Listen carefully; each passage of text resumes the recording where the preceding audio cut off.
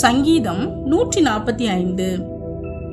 ராஜாவாகிய என் தேவனே, உம்மை உயர்த்தி உம்முடைய நாமத்தை எப்பொழுதும் என்றென்றைக்கும் ஸ்தோத்தரிப்பேன். நாடோறும் உம்மை ஸ்தோத்தரித்து எப்பொழுதும் என்றென்றைக்கும் உம்முடைய நாமத்தை துதிப்பேன். கர்த்தர் பெரியவரும் மிகவும் புகழப்படத்தக்கவருமாயிருக்கிறார். அவருடைய மகத்துவம் ஆராய்ந்து முடியாது. தலைமுறை தலைமுறையாக உம்முடைய கிரியைகளின் புகழ்ச்சியை சொல்லி உம்முடைய வல்லமையுள்ள செய்கைகளை அறிவிப்பார்கள். உம்முடைய சிறந்த மகிமை பிரதாபத்தையும் உம்முடைய அதிசயமான கிரியைகளையும் குறித்து பேசுவேன். ஜனங்கள் உம்முடைய பயங்கரமான கிரியைகளின் வல்லமையை சொல்லுவார்கள். உம்முடைய மகத்துவத்தை நான் விவரிப்பேன். அவர்கள் உமது மிகுந்த தயவை நினைத்து வெளிப்படுத்தி உமது நீதியை கெம்பீரித்து பாடுவார்கள். கர்த்தர் இரக்கமும் மன உருக்கமும் நீடிய சாந்தமும் மிகுந்த கிருபையும் உள்ளவர். கர்த்தர் எல்லார் மேலும் தயவுள்ளவர். அவர் இரக்கங்கள் அவருடைய எல்லா கிரியைகளின் மேலும் உள்ளது. கர்த்தாவே, உம்முடைய கிரியைகள் எல்லாம் உம்மை துதிக்கும். உம்முடைய பரிசுத்தவான்கள் உம்மை ஸ்தோத்தரிப்பார்கள். மனுபுத்திரருக்கு உமது வல்லமையுள்ள செய்கைகளையும் உமது ராஜ்யத்தின் சிறந்த மகிமை பிரதாபத்தையும் தெரிவிக்கும்படிக்கு உமது ராஜ்யத்தின் மகிமையை அறிவித்து உமது வல்லமையை குறித்து பேசுவார்கள். உம்முடைய ராஜ்யம் சதா காலங்களிலும் உள்ள ராஜ்யம். உம்முடைய ஆளுகை தலைமுறை தலைமுறையாகவும் உள்ளது. கர்த்தர் விழுகிற யாவரையும் தாங்கி மடங்கடிக்கப்பட்ட யாவரையும் தூக்கிவிடுகிறார்.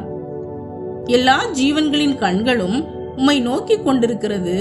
ஏற்ற வேளையிலே நீர் அவைகளுக்கு ஆகாரம் கொடுக்கிறீர். நீர் உமது கையை திறந்து சகல பிராணிகளின் வாஞ்சையும் திருப்தியாக்குகிறீர். கர்த்தர் தமது வழிகளிலெல்லாம் நீதியுள்ளவரும் தமது கிரியைகளிலெல்லாம் கிருபையுள்ளவருமாயிருக்கிறார். தம்மை நோக்கி கூப்பிடுகிற யாவருக்கும், உண்மையாய் தம்மை நோக்கி கூப்பிடுகிற யாவருக்கும் கர்த்தர் சமீபமாயிருக்கிறார். அவர் தமக்கு பயந்தவர்களுடைய விருப்பத்தின்படி செய்து அவர்கள் கூப்பிடுதலை கேட்டு அவர்களை இரட்சிக்கிறார். கர்த்தர் தம்மில் அன்பு கூறுகிற யாவரையும் காப்பாற்றி துன்மார்க்கர் யாவரையும் அழிப்பார். என் வாய் கர்த்தரின் துதியை சொல்வதாக. மாம்ச தேகமுள்ள யாவும் அவருடைய பரிசுத்த நாமத்தை எப்பொழுதும் என்றென்றைக்கும் ஸ்தோத்தரிக்க கடவது. ஆமேன். பிரியமானவர்களே, இது தாவீது எழுதிய மகத்தான ஒரு ஸ்தோத்திர பாடலாகும். இந்த சங்கீதம் தேவனுடைய மகிமை, இரக்கம், நன்மை, விசுவாசம் ஆகியவற்றை புகழ்கிறது.